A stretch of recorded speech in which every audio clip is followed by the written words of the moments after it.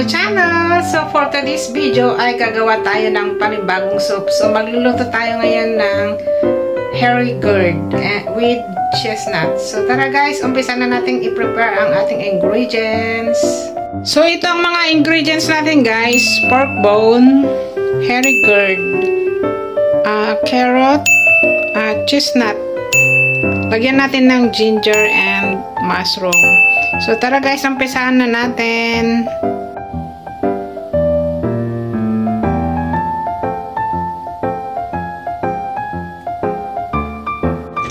Guys, so magkukulo na tayo ng tubig para pang-blanch ng pork bone. Habang prepare natin yung mga ingredients guys, magpakulo na rin tayo ng pang-soup. So ayan, gamit din ulit tayo ng pressure cooker. So balatan na natin guys yung hairy gourd.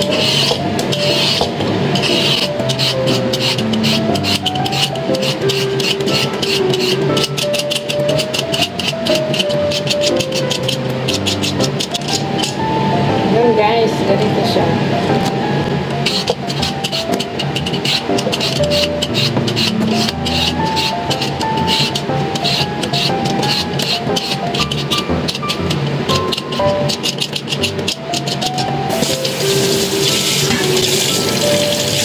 Ayan guys, next yung carrots.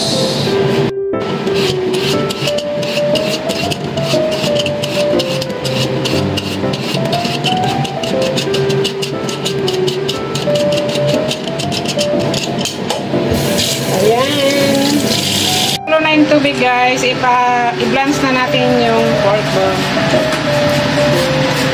para matanggal yung dugo at saka yung ibang dumi.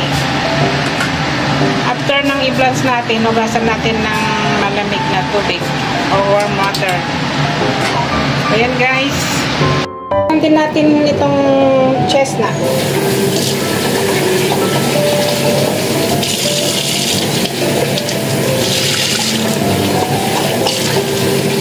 Kabalatan na to ha.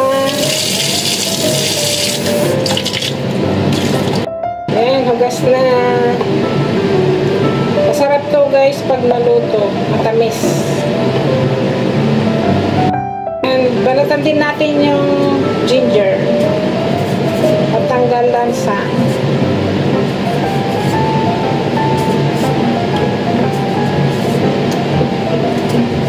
Kailangan lang natin ng 2 or 3 slice. Okay na yun.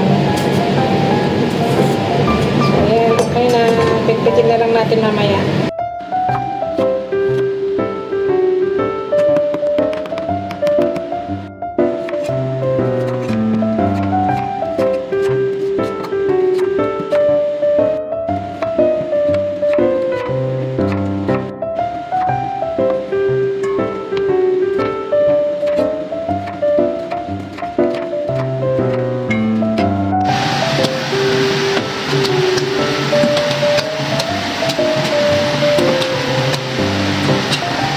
Kumukulo na yung soup natin, so ilagay natin yung pork.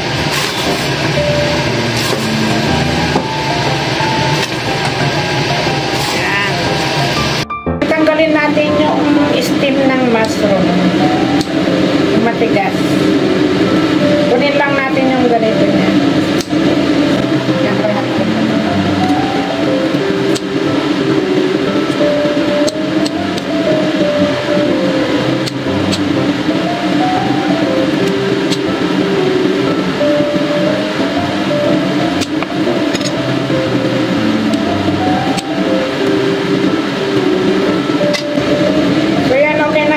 Tatanggal ko na lahat. Tanggalin natin kung may excess blood para malinaw yung magiging sabaw. Ayan. Okay na siya guys, hindi gaanong madumi. Okay, so yan bali lahat ng mga ingredients natin. Nailagay na natin yung pork bone. Ito yung sliced ginger, chestnut, mushroom, carrots, and hairy gourd.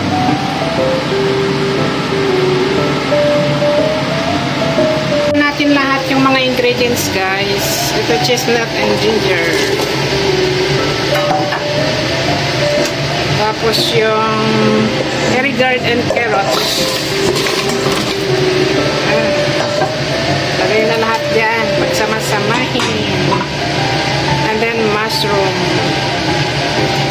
Ilagay din natin konti yung sabaw. Yung ano lang, i-drain natin siya. Yan, kasi may lasa na yung sabaw. And then dagdagan natin konti ng salt.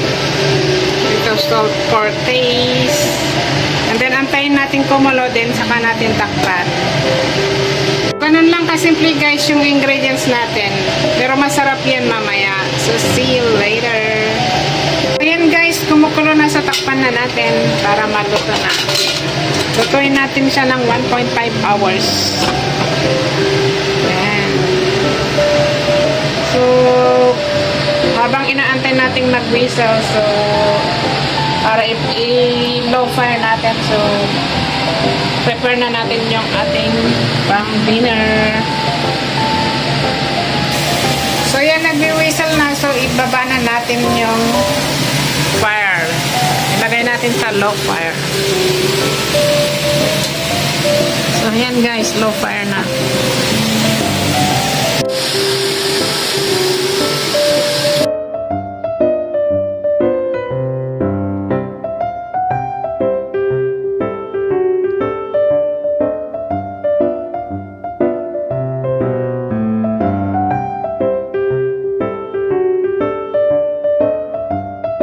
Thanks for watching. See you on my next vlog. Bye-bye.